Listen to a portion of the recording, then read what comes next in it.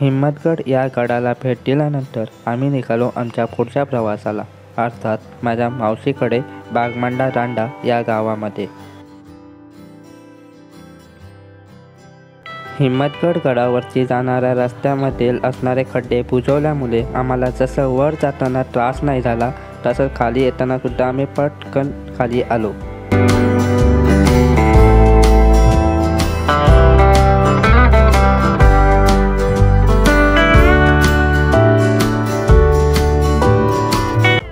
ठरल्याप्रमाणे आम्ही हिम्मतगड गडावरून वेळेत निघालो, परंतु पुढे येऊन आम्हाला समजलं की जेवणाची सुट्टी झाली आहे. त्यामुळे जेटी थोडा काळासाठी थांबली होती, त्यामुळे आम्ही वेळेप्रमाणे तिकडे पोचलो नाही. त्यामुळे आता माझ्या लक्षात आलं की आता आपलं श्रीवर्धन बीच हे दाखवणं पॉसिबल नाही होणार, म्हणून मी लगेच दुसरा प्लॅन केला आणि त्याप्रमाणे आपण बागमांड्यामधील गेले 12 ते 3 वर्षे खंडित असलेला ब्रिज आपण दाखवायचा. त्याप्रमाणे मी माझं प्लॅन चेंज करून पुढच्या प्रवासाला निघालो.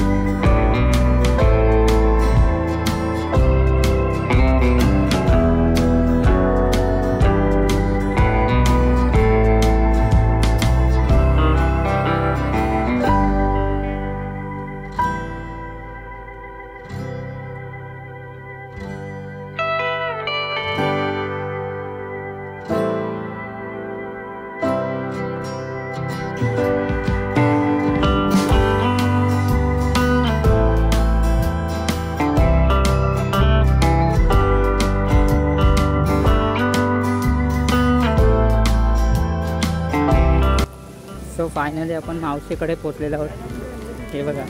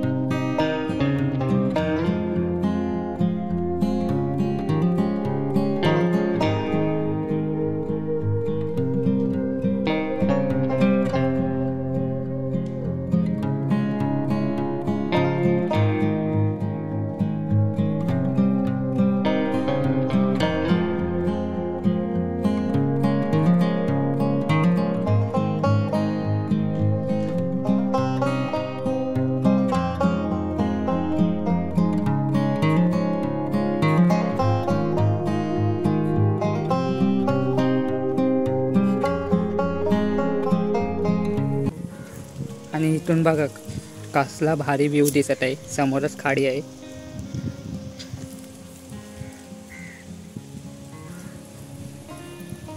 तर मित्रांनो आपण रूम वगैरे सुद्धा बघितलेले, खूप छान रूम आहेत आणि अगदी जास्त रेटमध्ये नाहीत. 1000-1500 रेंट आहे. त्यामध्ये तुम्हाला फॅन आहेत, AC पण आहेत आणि स्वच्छ बाथरूम वगैरे आहेत. प्लस तुम्हाला जेवणाची सोय मला वाटते इथे आहे. या साईडला एक हॉटेल आहे, तिथे तुम्हाला जेवणाची सोय होईल. पण इथे राहण्यासाठी जर तुम्ही आलात तर मी खाली त्यांचा नंबर देते, तुम्ही त्यांना कॉन्टॅक्ट करू शकता किंवा माझ्या डिस्क्रिप्शन बॉक्समध्ये जाऊन सुद्धा तुम्ही नंबर घेऊ शकता. तर आता आपण जाणार आहोत तिथे फ्रीज आहे, तिथे काका आहेत, तिथे जाऊ. ॲक्च्युली हे जे रूम आहेत ते माझ्या मावशीचे धीराचे आहेत. म्हणजे खाली त्यांचं घर आहे आणि वरती त्यांनी असे 3 रूम केलेले आहेत आणि एक हॉल आहे.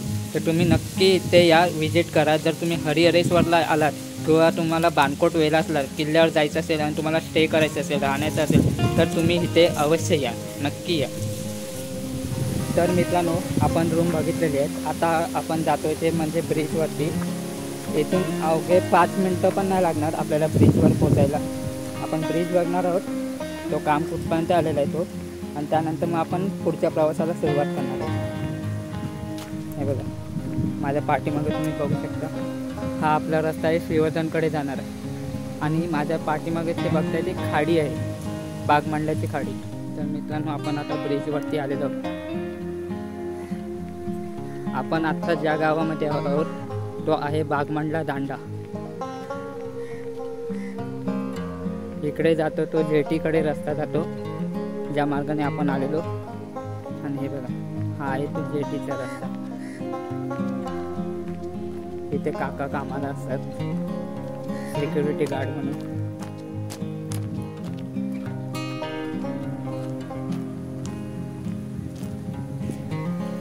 तर आता आपण जातो ब्रिज बघायला. हा एक गेट, हा दिसतोय आपल्याला गेट आहे, गाडी जातात त्यामुळे हा गेट लावला आहे.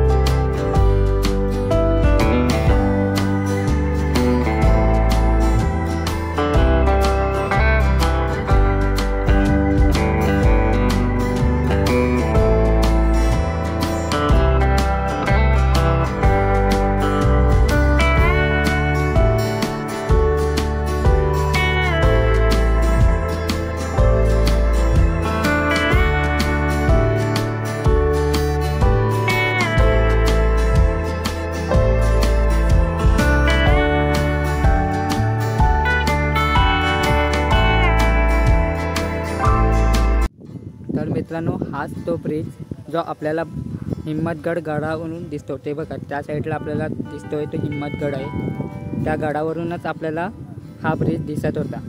आणि तो आहे तो त्या मागचा रायगड सोडून गेल्यानंतर रत्नागिरी साईडच्या वेलास आहे तो. कोळीवाडा आहे तो मेन म्हणजे, पण आपण बोलताना वेलास बोलतो.